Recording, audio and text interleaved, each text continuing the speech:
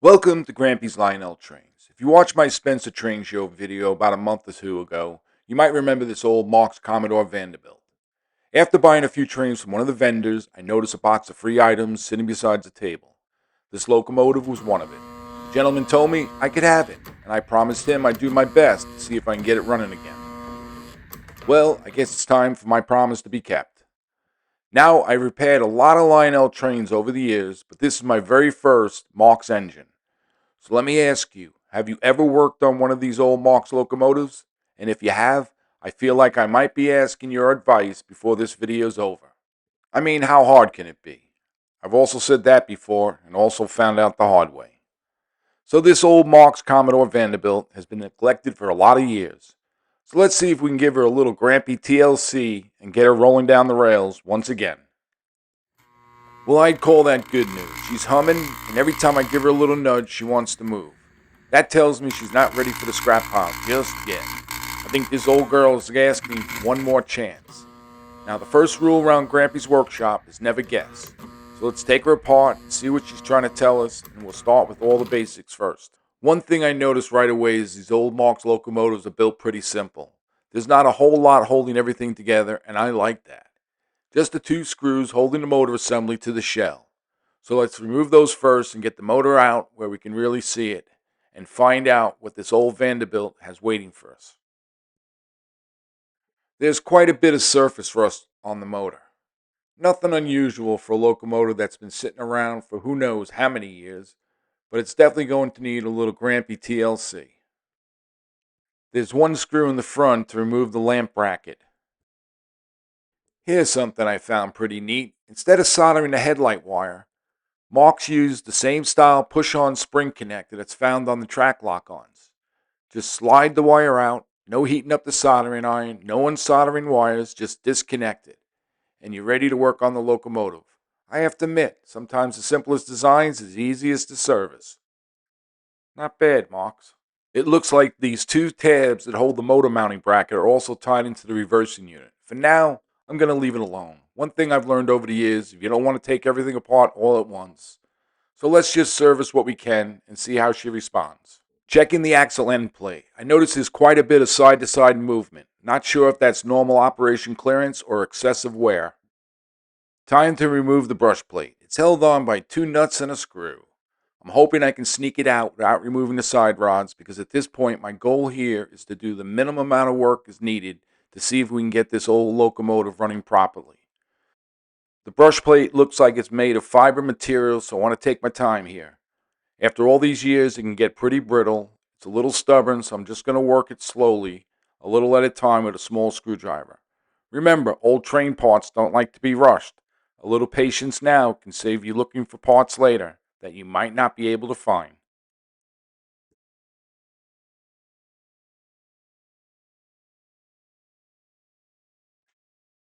Well, that little piece just came off the brush plate. That's exactly why you want to be gentle when you're working with old fiber parts like this. After 70 years, they become very brittle. Fortunately, that piece isn't critical, but it's a good reminder that patience beats force every time. Okie dokie.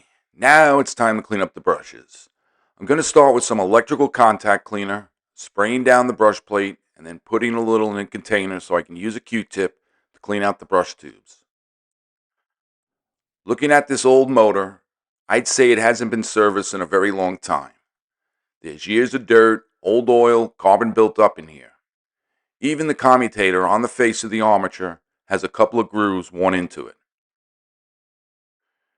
Now these brushes are what carry electricity into the spinning armature. If they're dirty, sticking in the tubes, or making poor contact, the motor loses power. It's kind of like trying to drink a milkshake through a coffee stirrer. It'll work, just not very well. So the goal here is pretty simple. Clean everything up, make sure the brushes slide freely, and give them the best electrical contact possible. You'd be surprised how many old locomotives come back to life with nothing more than a good cleaning. Sometimes they don't need new parts. They just need somebody to finally give them a bath after 70 years. I'm using a 600 grit buffing wheel at a very, very low speed to clean up the commutator. I'm not trying to remove a lot of material or machine it like new.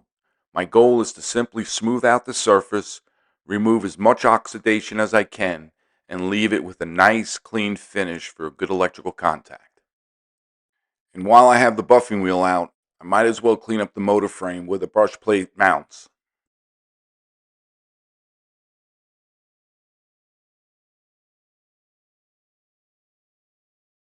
Swirling the brushes around a little electrical contact cleaner to loosen up the old carbon and grime. Then I'll spray a shop towel with some contact cleaner and roll the brushes across it and wipe away any remaining carbon buildup. Nice and clean brushes mean better electrical contact. One thing I notice on this Marx motor is pretty interesting brush plate design. It looks like to me this little metal plate and mounting screw are what complete the electrical connection back to the motor frame. Since this is my first Marx engine, that's my best guess. So I'm going to lightly buff the springs and that metal contact plate to remove any oxidation. I'm not after the mirror finish, I just want the best electrical contact possible. Now it's time to put the brush plate back on. I'll slide the brushes back into the brush tubes and make sure they're moving freely without sticking. Since I left that side rod in place, getting that brush plate back under was a little tricky. I had to work at just the right angle. It was like kind of solving a little mechanical Rubik's Cube.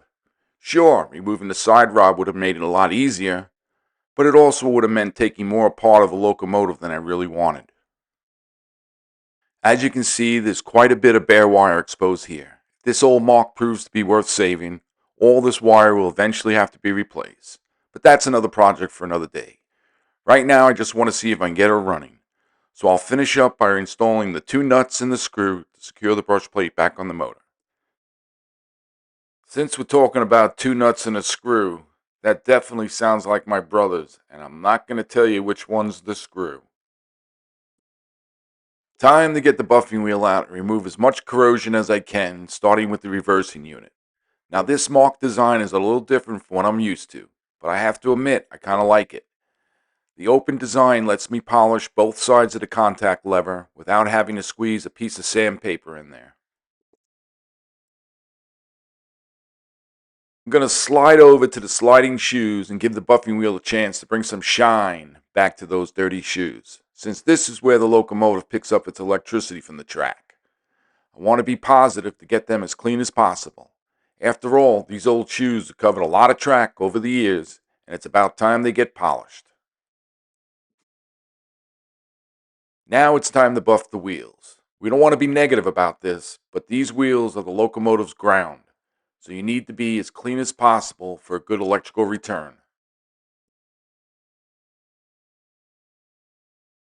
Now I'm going to give the gear train a good bath with electrical contact cleaner, trying to flush out as much dirt and old grease and debris as I can. Once everything's loosened up, I'll go back over the gears with a dental pick and clean out anything that's still hanging on.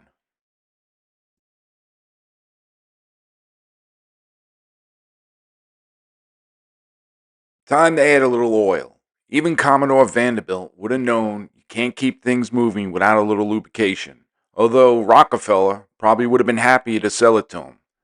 I'll start by oiling the gear train and then putting a drop of oil on the armature, and then making sure you wipe down any excess. And don't forget to oil the axles, because that's what keeps everything moving, and then wipe down the excess.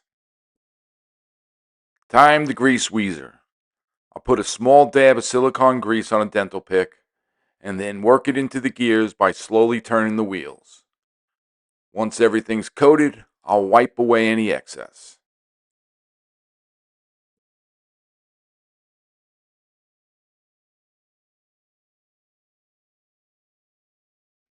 Well, here's the first real heartbreak. The gear itself is okay, but some of the teeth cast into the drive wheels are broken. Time hasn't been very kind to whatever material these wheels were made from. But one step at a time, let's see if she'll run before we start planning major surgery. Well, we got her running. I'd say she's got plenty of power. The bad news because she's only running in one direction. She acts like she wants to reverse, but it looks like there's something going inside that reversing unit. Well, my next step would normally be to take the reversing unit apart and see what's going on inside it. But before I open up a can of worms, I did a little research and I really couldn't find many replacement parts for these old Marx reversing units. So before I risk taking it apart and possibly making things worse, I'd love to hear from those of you who have been down this road before. Have you repaired one of these reversing units? Are replacement parts available? Or is there a trick to getting them working again?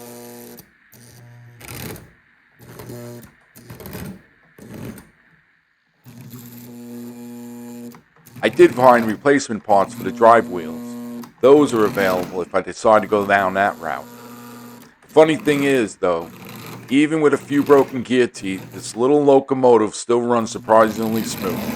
The question is, how long will it keep doing that before those worn wheels become a bigger problem? So what do we do now? Where do we go from here? So what do you think? Should I keep going with this project and try to get the reversing unit working? Replace the drive wheels, eventually give the locomotive a complete restoration? Or should I simply clean up the shell, give it a nice fresh coat of paint, and let it spend the rest of its days on a display piece? I have to admit, she's a pretty sharp looking little locomotive. Either way, I kept my promise that I made back at the Spencer Train Show, and I got her running. Now let's decide together where this project goes next. Do we give her a full treatment with replacement wheels, reversing unit repairs, paint, buffing, and polishing? Or do we let her keep wearing her scars and simply enjoy her running as an old survivor? Or maybe she deserves a place of honor on a shelf after a fresh coat of paint. If this was your project, what would you do? I really appreciate hearing from all of you who's worked on these old Marx trains. Like I said in the beginning of the video, this is my first Marx repair, and I'd love to learn from your experience. So let me know down in the comments. I really would appreciate it. And oh yeah, does anybody know what that hole is? Thanks for watching, and I hope you enjoyed this video. And if so, please like, subscribe, and leave a comment. And don't forget to turn on your notifications so you won't miss another upcoming video here on Grampys Lionel Trains. Happy railroading!